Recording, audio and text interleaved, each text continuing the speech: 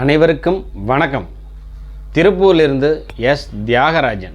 சரி, இன்றைக்கி நம்ம பார்க்க இருப்பது திரிகோணங்களின் வரிசையில் தர்ம திரிகோணம், அர்த்த திரிகோணம், காம திரிகோணம், மோட்ச திரிகோணம் அப்படிங்கிறதுல இன்றைக்கி பார்க்குறது மோட்ச திரிகோணம்.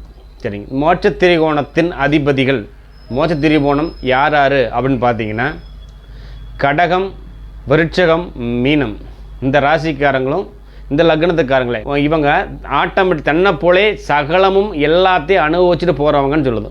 எல்லாத்தையும் அனுபவிச்சுட்டு போகிறவங்க இந்த மோட்ச திரிகோணத்தில் உள்ளவங்க தான் அப்படிங்கிறாங்க. சரி, இந்த மூணுமே பார்த்திங்கன்னா கடகம், விருட்சகம், மீனம் இந்த மூணு ராசிக்குமே என்னென்னு கேட்டிங்கன்னா அதிபதி யாருன்னு பார்த்தீங்கன்னா கடகராசியின் அதிபதி உங்களுக்கு சந்திரன், விருச்சிக ராசியின் அதிபதி உங்களுக்கு செவ்வாய், மீனராசி அதிபதி குரு. அப்போது இந்த மூணுமே இந்த மூணு திரிகோணத்தில் இருக்கக்கூடிய மூணு கிரகத்தினுடைய நட்சத்திரம் எந்த ராசியில் இருக்குது அப்படின்னு பார்த்தீங்கன்னா கடகத்தில் 3 இருக்குது. யாருன்னு கேட்டிங்கன்னா சனி, புதன், குரு 3 இருக்குதாங்க. அப்போ வந்து குரு பவன் அங்கே இருக்கிறாரு.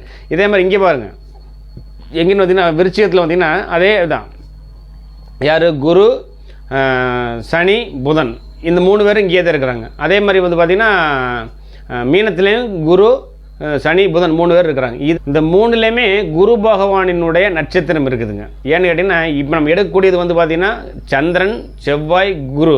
இந்த 3 பேர்த்தில் குருவோட நட்சத்திரம் இருக்குது. சந்திர நட்சத்திரம் இல்லை, செவ்வாய் நட்சத்திரம் இல்லை, குருவோட நட்சத்திரம் இருக்குது. அப்போ குருவோட நட்சத்திரம் என்னன்னு கேட்டிங்கன்னா புனர்வூசம், விசாகம், புரட்டாதி இந்த 3 நட்சத்திரங்களில் நீங்கள் போய் உங்களுடைய இஷ்ட தெய்வம் வழிபாடு அல்லது நம்மளோட சிவன் வழிபாடு அல்லது குலதெய்வம் வழிபாடு இதை செஞ்சுட்டு வந்தீங்கன்னா உங்களுக்கு சகல விதமான எல்லா விதமான அனுகூலங்களும் கிடைக்கும். இது எப்போ வழிபடணும்னு கேட்டிங்கன்னா உங்களுக்கு திங்கக்கிழமைனாலும் செவ்வாய்க்கிழமைனாலும் அல்லது திங்கக்கிழமை செவ்வாய்க்கிழமை மெயின் இந்த 2 நாளும் குருவனுடைய வழிபாடு, குருனா சிவபெருமான், குருபகவான், தட்சிணாமூர்த்தி இவங்களுடைய வழிபாடு பட்டுட்டு வந்தீங்கன்னா இந்த மோட்ச திரிகோணத்தில் இருக்கிற நம்ம எல்லா விதமான சந்தோஷங்களை அனுபவிச்சுட்டு போகிற மாதிரி இருக்குது.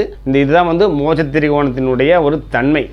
4 திரிகோணங்களில் எல்லாமே வந்து பார்த்திங்கன்னா பாவ புண்ணிய அதனுடைய வேலைகளை அது செய்யுது.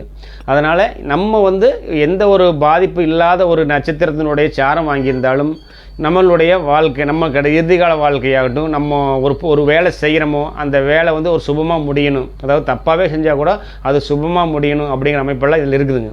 அதனால் இந்த அதிபதியை வாங்காமல் இருந்தாங்கன்னா இவங்க வாழ்க்கை சிறப்பாக இருக்கும். அப்படி இல்லை இதெல்லாம் வாங்கியிருக்குது கொஞ்சம் கஷ்டப்படுறாங்க அப்படின்னா நம்மளுடைய குரு பகவான் வழிபாடு செவ்வாய்க்கிழமை, திங்கக்கிழமை அன்றைக்கும் குரு பகவானுடைய வழிபாடு செஞ்சால் சரி வரும். வீடியோ பிடிச்சிருந்தால் லைக் பண்ணுங்கள், ஷேர் பண்ணுங்கள், சப்ஸ்கிரைப் பண்ணுங்கள். நன்றி நண்பர்களே.